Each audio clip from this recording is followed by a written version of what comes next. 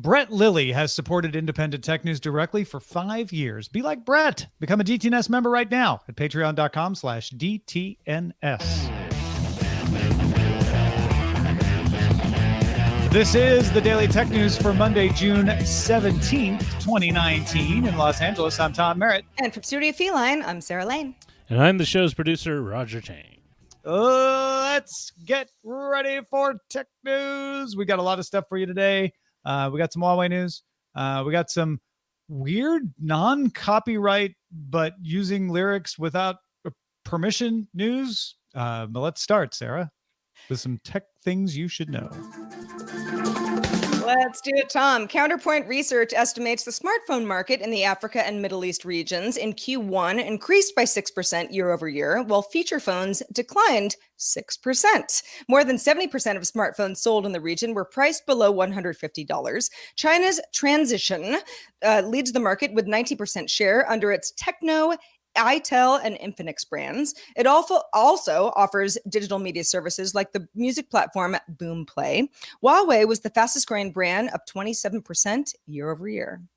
Walmart began rolling out Delivery Unlimited, a delivery subscription that costs $98 annually or $12.95 a month. Customers can order through Walmart Grocery and select a delivery time window. Walmart previously offered online ordering with either a flat $10 delivery fee or free in-store pickup. Samsung is closing its last smartphone factory in China, a decision attributed to declining sales of Samsung phones in China and made before U.S. trade restrictions came into being. Samsung stopped recruitment for the plant on February 28th. Samsung's share of the Chinese smartphone market dropped from 20% in 2013 to 1% last year. Samsung has been expanding production in Vietnam and India, and it opened the world's largest mobile phone manufacturing facility outside New Delhi last year. All right, let's talk a little bit more about Instagram, trying to help you when you're hacked. Oh, let's do it. Instagram is testing new features to help account owners regain access after their accounts have been hacked. This is a thing that happens. It's happened to me, actually. Users will now be prompted to enter the email address and phone number linked to their account or the ones they used when they initially signed up for the platform, after which point Instagram sends a 6-digit code that'll allow you to regain access. An Instagram spokesperson tells Motherboard, who reported on the story in quite a few incarnations, that if a hacker has access to the information to, quote, when you regain access to your account, we will take additional measures to ensure a hacker cannot use code sent to your email address or phone number to access your account from a different device. Yeah, I've known other people who have had this happen to them. Some successfully get it back. Some don't. Some say, like, I went through all the things they told me and I still don't have access. So previously you had to do something like send a picture of yourself with a code in the picture, right? And it was manual review. And I think that's probably why it wasn't always working, because manual review or whatever. So I tend to think this is not a great solution. Because what you're saying is we used to have a person looking at this to make sure that it was working right, but we can't handle that. So instead, we're making up this automated version, which I think will be easier for the bad folks to manipulate, because we just can't make the one that requires human input work. And going from less human customer support, from human customer support to less human customer support, doesn't make me more confident that Instagram will get this right more often. Yeah, there are a couple of things going on here. To me, it's like Instagram is saying this is a rampant problem, so we have to have some automated way to deal with it because we simply don't have the humans involved to be able to deal with this all. And also Instagram thinks most of the time this is sort of a plug and play solution. Most of the time, the steps that a human would take to right the wrong is the same thing that we could automate. However, that's not going to satisfy all of the cases. Yeah, and I think being able to talk to a person, to interact with the person is most important when you're so frustrated and upset if somebody takes your account away, right? You want to prove that it's you, and having to go through email without even actually getting on a phone with a person is frustrating enough. But now they're taking even away that little bit of human interaction. So I'm not sure this really improves things. Analyst Ming-Chi Kuo says his industry sources, which tend to be pretty accurate, indicate that Apple's 3 new iPhones coming in the second half of next year, that's 2020. He's already said lots about the 2019 phones, but he says next year in 2020, we're going to get a 5.4 inch, a 6.7 inch 5G iPhone. That'll be the first 5G iPhones next year, and a 6.1 inch LTE model, all of them with OLED displays. This is a change in size too, because currently the XS is 5.8 inches. So if Kuo is right, it would get a little smaller, go down to 5.4 inches. And the XS Max is 6.6 inches. That one would get a little bit bigger to 6.7 inches. And Kuo thinks that in 2021, all the phones will have 5G. So if 5G is your thing and you're an iPhone user, you're going to want to wait until 2020 because you won't have a 5G iPhone before then. Or you are going to have to get another one in 2020 when one comes out. Yeah. So a couple things. Okay. So there's a whole 5G thing. Like, all right, I've got my iPhone, it's a Max or a Plus rather. I get tripped up by all the phone nomenclatures, but the fact that it might be a little bit bigger, okay, maybe not the end of the world. It's already pretty big. But the whole 5G thing being bundled in 2020 means, okay, in September of 2019, what's in it for me? Kind of nothing, right? But even in 2020, what's in it for me if I really want to take advantage of 5G? Also kind of nothing, because if I'm lucky, it'll be happening in the following year or the subsequent years. Yeah, I mean, it kind of depends on what the pitch is from Apple for the 2019 iPhones. Because if there's no real gotta get features in 2019, then I would say hey, if your current phone's working for you, just keep it. That's usually what I say. 5G, on the other hand, is something where just because Apple will bring it to the phone doesn't mean it's worth waiting for. Maybe you won't have great 5G service where you are, or maybe where you travel, you won't have great 5G service. So it might be fine to wait a little longer until 5G is ubiquitous. I know LTE was the same thing. The first phones with LTE in them from the iPhone were on 4G from T-Mobile, the not LTE from T-Mobile, or 3G quite often in the early days. So it really wasn't worth it to upgrade to it right away.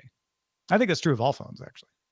Yeah, I don't know, if you're traveling to South Korea on business or pleasure, yeah, right, on a regular basis, right? Yeah, it makes a lot of sense. But otherwise, it is. Apple has really shaken up its own market over the last few years. There was a point where iPhones were very streamlined. We now have several models, lower end, higher end, depending on what market that the company is marketing to, and it's a whole new world. I'm sort of in the market for a new iPhone just because I've shattered the back of this iPhone, but it works fine. And yeah, unless enough leaks come out before Apple announces new iPhones for 2019 that really give me an idea, it sounds like at the bare minimum I would wait till 2020. Yeah, I honestly wouldn't make 5G my determining factor in waiting or not. It would be whether the current phone has what I need or not. Unless you're somebody like Roger who holds on to phones for 3-4 years, then you might think, okay, well, I might want to wait to get the one because I'm going to keep it for a long time. Comcast is adding eye tracking to its X1 platform as an accessibility feature. It'll let customers change channels, pull up the programming guide, set DVR recordings, and navigate through other menus using their eyes. Comcast will support multiple eye tracking hardware and software products using towable devices, sip and puff switches, and other assistive technologies. Customers sign into Comcast web-based remote control and then link to their cable account to enable it. Yeah, so this is really good. We're going on record. Comcast doing a good thing because not only is it adding accessibility, which is important, and doing it a way that is good for people who need accessibility, but making it available to multiple devices. So you don't have to buy a Comcast eye tracker. You got a Tobii device already. You can make it work with this. You're using Sip and Puff, the thing that allows you to control things by exhaling and inhaling.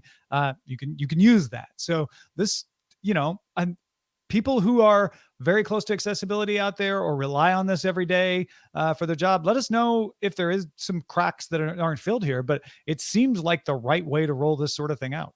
Absolutely. And even for folks who don't need to use eye tracking to handle a menu, what if this becomes the best way to navigate a menu going forward? I mean, we all talk about gesture-based technology, and we've been talking about it more and more over the last several months.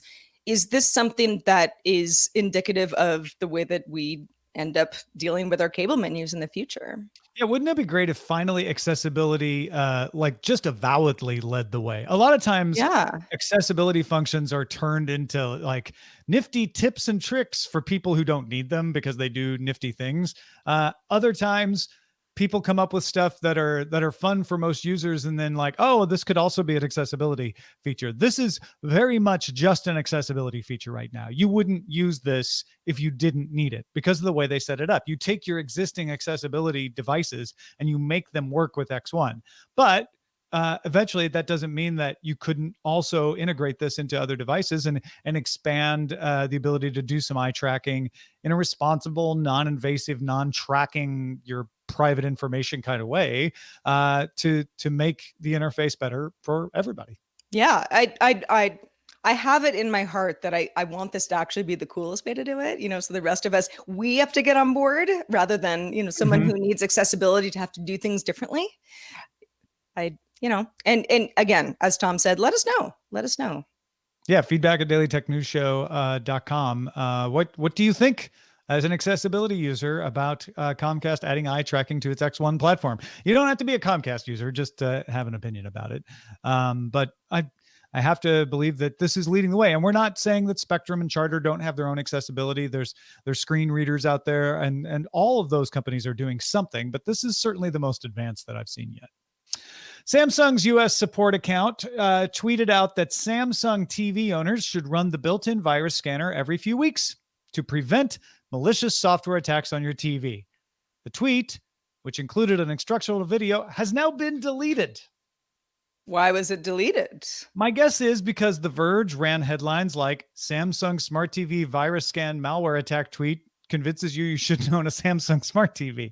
The reaction seemed to be, well, Samsung, if you have to tell us to run a virus scan every 2 weeks, then maybe we don't want your platform, which I think is unfortunate because really anything can get a virus. And the fact that Samsung has a virus scanner built in and raising awareness of it is good. I guess my first question is, why isn't this just on? Why do you as the user like have why to is go an in? auto scan a setting that you can set and forget?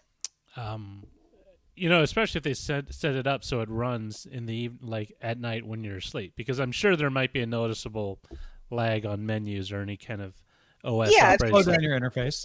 If it understands that no one's watching anything, that would be a great But time. if it auto updates itself, you should be able to run that scan at 3 a.m. in the morning, unless you're watching Well, TV. although that would mean your TV would have to turn itself on. Some people might not like that.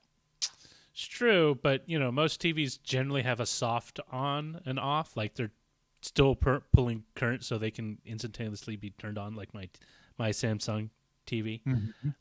So I mean, or just have a giant sticker that says "Run this every week." I think having the option for it to be auto run is a good thing. I think some people may not want it, so you should also have the ability to turn it off if you want. Sure. But yeah, you should be able to just have this thing auto run, especially because way more people use TVs than understand the ins and outs of running antivirus. And so it should probably be on by default unless you're clever enough and tech thinking enough to want to turn it off for whatever reason. I just love the fact that the tweet had an instructional video. I mean, Samsung put some thought into this, and then we're like, never mind. People are getting it wrong. Well, and that's the other thing is deleting this tweet because you got like people making fun of it or bad press. That's not a good thing either, because the tweet is necessary to let people know, like, hey, this is an important part of having a connected device these days. Well, sure. And it also, it introduces questions like, well, was it bad advice, or what's going on, or, were they not ready with, their antivirus initiatives? So No, I think they just didn't like the blowback. The implication of that Verge headline that said literally, I'm pulling it up so I can read it. If you may put it up there. Mhm. Um, Samsung security reminder makes the case for not owning a Samsung smart TV. They're like, oh, well, we don't want that tweet up there because it sounds like we're telling people not to own a Samsung smart TV now that The Verge has made that headline. I'm not saying The Verge is Oh, irresponsible for running that headline. I'm saying Samsung, just ignore it. Just stick yeah, with it. yeah. Or come out with a software update that allows you to auto run the virus. But TVs can get viruses. Like just because you're protecting your device doesn't mean your device is insecure or bad. Well, enough about Samsung. Let's talk about Huawei. No problems there. No, Reuters everything's reports good. that Huawei CEO Ren Zhengfei says that revenue will be $25 to $30 billion less than expected for the year, at about $100 billion total. Ren said international smartphone shipments fell 40% last month. Not insignificant. Ren still expects a revival of business in 2021 and will not cut research and development spending because of that. Now, this was in company with a couple of Americans at a session. Nicholas Negroponte, former MIT guy, the one laptop per child guy, was there, and he was saying that these restrictions on Huawei are bad for all of us. But it is significant that Huawei publicly saying this is hurting us more than we expected, and this is going to hurt our bottom line. And there is one perspective that the reason that this is being put in place doesn't have to do with security, although that is the avowed reason. There's a theory that it doesn't have to do with security, it has to do with trade negotiations. And the way those trade negotiations would resolve it is if they feel enough pain that they give in on whatever it is that the trade negotiations from the US want them to give in on. And if that's your perspective, then you want to see this happen. You want to see that be pushed so that it gets resolved. And I have to admit, I don't see how this gets resolved any other way than a big deal between China and the United States on a bunch of other things. Otherwise, this is just going to stick around. Yeah, I mean, the short-term effects are not insignificant, as I mentioned before, and not surprising either. 2021, is this all going to bounce back? Well, I certainly don't know. It remains to be seen. It doesn't look great, but again, we're in 2019. So 2 years from today, a lot of things can change. Yeah, and we heard earlier about Samsung shutting down their last phone plant in China, not related to the trade dispute, but not a good thing for China to be losing that amount of Samsung and losing jobs and stuff like that. And they're moving that capacity to Vietnam and India. That kind of paves the way for other companies to look at that and say, well, maybe we should move to Vietnam and India. Could be great for India. If there is a downside to this for the rest of the world and an upside for China, Roger, what would that look like?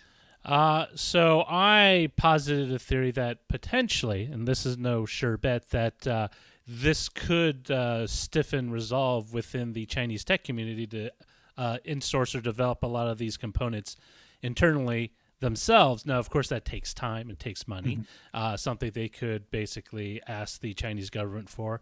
But this is one of those things that even though, say, it gets resolved in 2021 or 2022, depending on how optimistic you are, the aftershocks will be felt long after then. Because what a lot of these companies will have determined possibly is that they need to hedge their bets and not necessarily invest their capacity all in one specific country or region where either due to political or some sort of economic shock, they would be like caught short. Like, oh no, we can't develop enough LEDs or we can't develop fab enough processors. So, how that looks in the future is still up in the air, but I doubt it will look as much of we're going to have all our capacity in only one country or in only one region. Yeah, I mean, it could end up being a kind of situation where companies in the future decide to locate things in neither China nor the United States, simply because they don't like the uncertainty that this sort of thing could happen. It's definitely an interesting thing to keep an eye on. You were saying that a similar situation exists in weapons manufacturing because of restrictions in the United States. So, if you're in the weapon biz, the U.S. is notorious on attaching a lot of strings to the stuff that it sells, even to big allies. If you buy a major weapon system, actually buy most weapon systems from the U.S., you need approval if you're going to sell it again. So, like, I bought a plane from you. We're done with it. We can still make some money by selling it off to another country. You have to get State Department approval. If you build a jet, for example, Sweden, they build the Saab Gripen. But the point being there are restrictions on the sales from the U.S. that cause people to want to buy things from other countries. France is famously well known for saying, "Hey, we sell it to you. You don't have to worry about it. Do whatever you want." Works with anyone. Works with Russian weapons. Works with American weapons. French, British, whatever. Stick it on. We don't care. You just make sure you own the bank that you signed the check on. Now that's weapons. That's a whole different situation. But the effect could be the same. The effects is similar. My guess is that we're going to see this resolved before the timeline that would really start to push companies into considering that immediately, but it could become long-term thinking. It's not impossible. My guess is it won't. It'll just be resolved before then.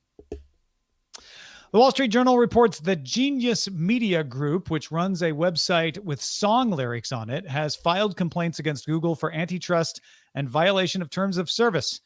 Genius claims its traffic has been dropping because Google publishes song lyrics as an info bar in search results. That's that little thing that shows up. Either sometimes it's on the side, sometimes it's right in the main thing that says, "Oh, here are the lyrics." You don't even have to click through. We'll show them to you right away.